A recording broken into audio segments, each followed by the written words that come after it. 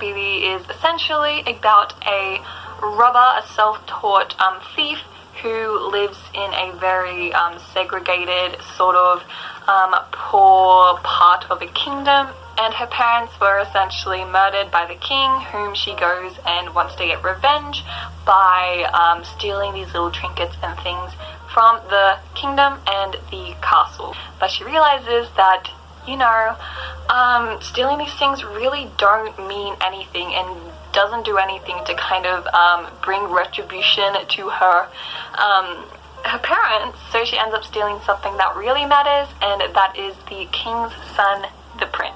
The story is about a girl named Red who this is hard to say. She meets 4 ghost boys, essentially, is sent to like a very far away town that like no one goes to.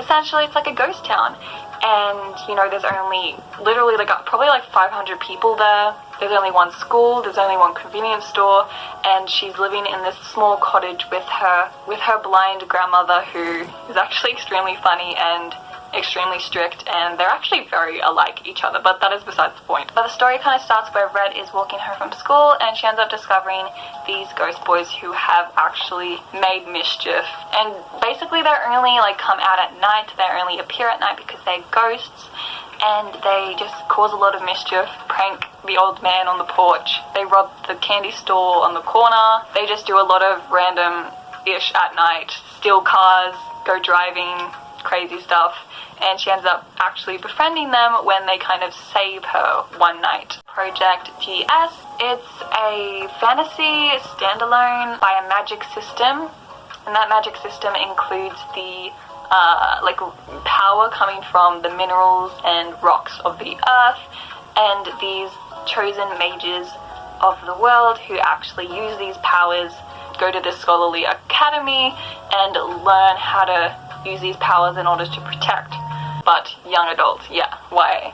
I guess whole Project CZ includes goddesses and demigods and portals to different worlds and a glittering gold-encrusted city that is like the world in between worlds. Oh, also I forgot to mention, it's a duology fantasy, obviously. Yeah, and I'm halfway writing the book, but it follows these kind of outcast orphans of war, since all these portals, all these different worlds that lead to different worlds are all at war with each other, since the big god called Zeal actually got murdered by his brother, and his brother is essentially kind of possessed by devils and like bad stuff, bad magic, and and no one really knows where he went, but he went somewhere. And with that out of the way, there's all these different portals essentially fighting against each other. There's lots of different like races, a lot of different like literally all these different creatures like goblins, elves. There's all these realds. I call them realds. It's really weird. It's like portals to different worlds. Adele, who has lost her best friend, and they go try to find him until they kind of realize all these realizations, like Del is actually the demigod. This is so hard to explain. The god, I'm not even trying, the god Zeal, who was murdered, what ends up happening is once the god is murdered, what happens?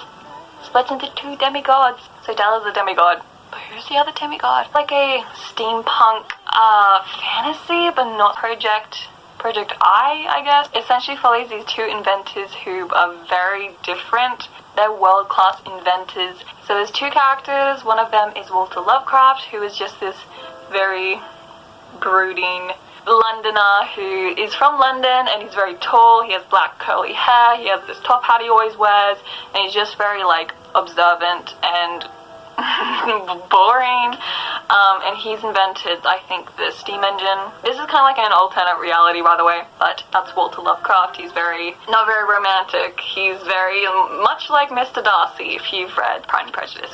This is kind of also set in the 1800s, I forgot to mention. He is from the Netherlands, and he's very, very young. I think he's like only 18 or 19, and he's invented like a lot of different really world-class huge things. This big event where they kind of invite all these inventors across the world and give them really cool recognition and like awards, and there's like this big award that's like the greatest, most like prize for the best inventor, blah blah blah, and it's in London.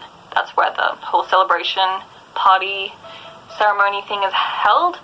And for the first time, Walter meets Keys, and it's so funny. The vote ends up being like both of them get the big award, so they have to like share it. So cute, and it's a wonder like how he can like invent all these things, and he's just like so playful and like so like really ruffles Walter's feathers when Walter's just like, I'm gonna take care of you, like you're such a kid.